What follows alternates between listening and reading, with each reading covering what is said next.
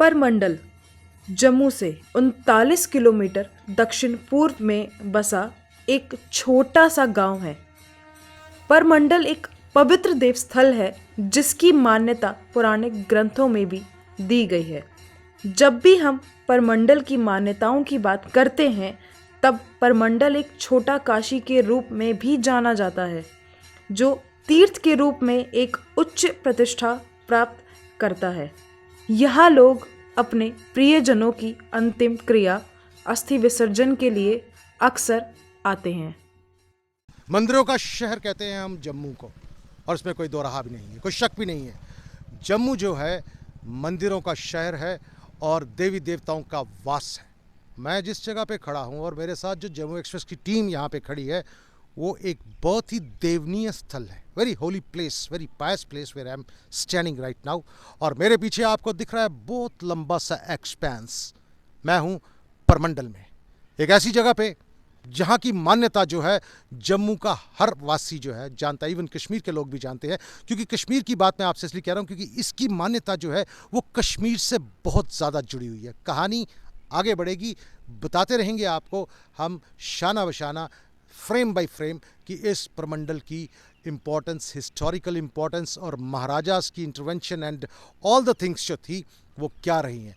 जो मेरे पीछे एक्सपेंस आप देख रहे हैं, ये एक्सपेंस है उस मंदिर को प्रमंडल का, जहाँ पे मैं आपको छोटी सी बात में ख़त्म करूँगा, कहानी में आगे बताऊँगा, जहाँ पे एक मान्यता जो है हिंदू धर्म की बहुत ही मान्य रखती है। अस्थि विसर्जन होता है यहाँ पे, मिनी हरिद्वार कहते हैं इस जगह को। और यहाँ पे बहुत से पूजनीय काम होते हैं। बच्चे के जन्म से लेके उस बूढ़े की मृत्यु तक का जो कार्यक्रम है, जो कार्य है, वो सारे का सारा यहाँ पे संपन्न होता है। इवन कि जब शादियाँ भी होती हैं तो यहाँ के साइड पे बहुत से देवी स्थल हैं जहाँ पे लोग अपनी शादियों को सॉल्मनाइज करने आते हैं। बहुत इम्पॉर्टेंट प्लेस है ये, लेकिन अफसोस ये है कि एडमिनिस्ट्रेशन की नज़र इसके ऊपर कम पड़ रही है। लेकिन सुनने में आ रहा है और अभी पीछे पता लगा है कि माननीय एलजी साहब श्री मनोज सिन्हा जी यहाँ पे 2 विजिट्स कर चुके हैं और वो इसकी डेवलपमेंट को लेके बहुत ही उत्सुक हैं और वो चाहते हैं कि इस प्लेस को डेवलप किया जाए।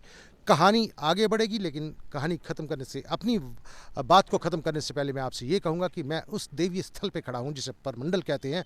और परमंडल जो है वो किस तरह से महाराजा गुलाब सिंह से कहानी शुरू होती है और कितने राजाओं का इसके बीच में आना जाना चला रखता है और कितने यहाँ पे सराएं बनती हैं, किस तरह से यहाँ पे बहुत बड़े मेले लगा करते थे जो आज के दिन में नहीं लगते। वो सराएं ख़त्म हो गई हैं, वो बड़े महल ख़त्म हो गए, वो कहानी हम आपको आगे बताएंगे। लेकिन इसकी मान्यता जो है वो आज भी बरकरार है और लोग इसको बहुत ही पूज्य स्थल मानते हैं। आइए मेरे साथ, मैं चलता हूँ अब आगे।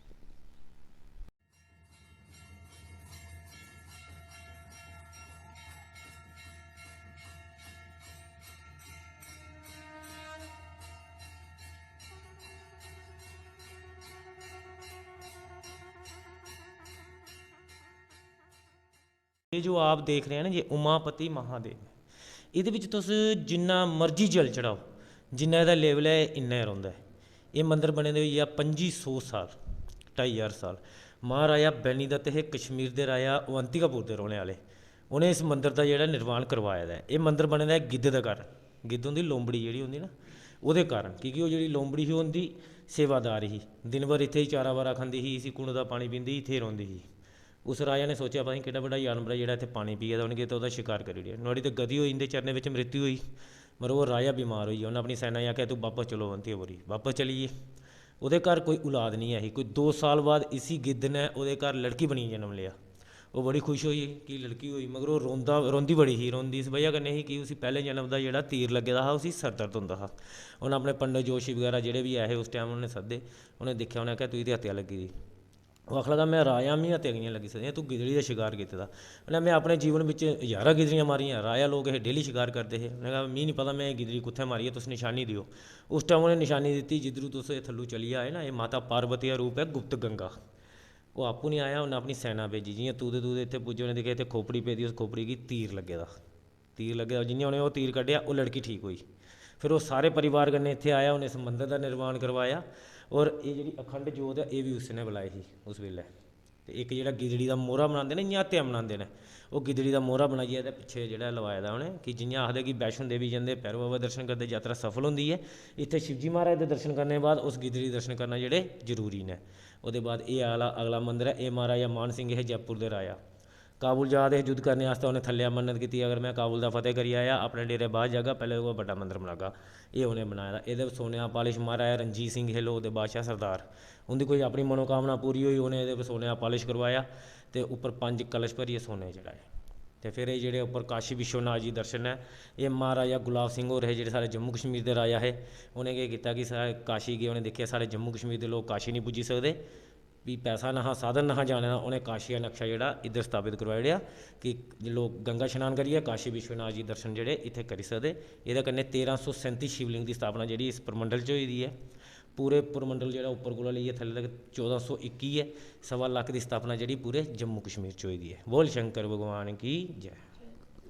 जैसे कि आपने अभी कहानी बताई, आपने सारी बातें बताई यहाँ पे कि कैसे माँ गंगा यहाँ बहती है, पार्वती माँ का यहाँ मतलब ये देव स्थान है, पीछे जो है जो जिन लोबड़ी को उस टाइम तीर लगा सब कुछ आपने यहाँ पे, पर कुछ यहाँ पे बातें हैं जैसे कि माँ गंगा के बारे में जो यहाँ कब से बह रही है, इसके बारे में क्या इतिहास है, क्योंकि अगर यहाँ पे कहीं पे भी कोई अगर इंसान गड्ढा खोदता है तो वहाँ पे पानी जो है वो ऊपर उस गड्ढे से आ जाता है, तो ये कितना साल पुराना इतिहास है यहाँ का। देखो जी, हमारे जो थे जो हमारे कच्छप ऋषि थे, उन्होंने तपस्या की थी इनको जहाँ पे हमारे जो लाने के लिए, क्योंकि कच्छप ऋषि ने भोलेनाथ की तपस्या की। उन्होंने कहा कि मेरे को ना हमारे जम्मू कश्मीर के लोग जो है गंगा में नहीं जा सकते इतनी दूर, तो हमें भी ये गंगा दी जाए।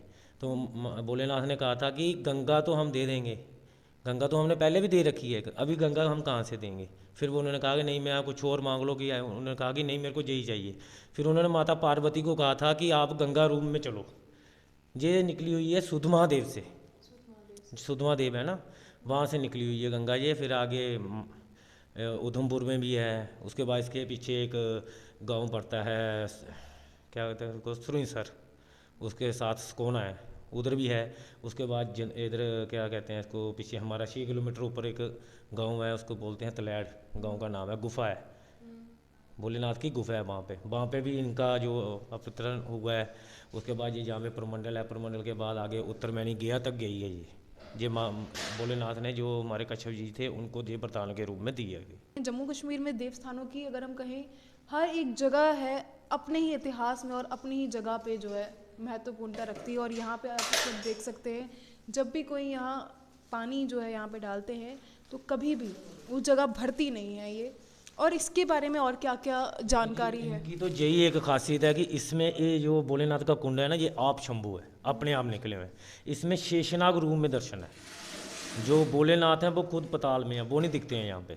दर्शन जो आपको दिखेंगे ये शेषनाग रूप में दिखेंगे। इसमें आप जितना मर्जी जल डाल दो, चाहे हज़ारों गड़े जल डाल दो, अमावस्या होती है तो इसमें हज़ारों गड़े जल डलता है, तो ये जितना इसमें जल है इतना ही रहता है। ये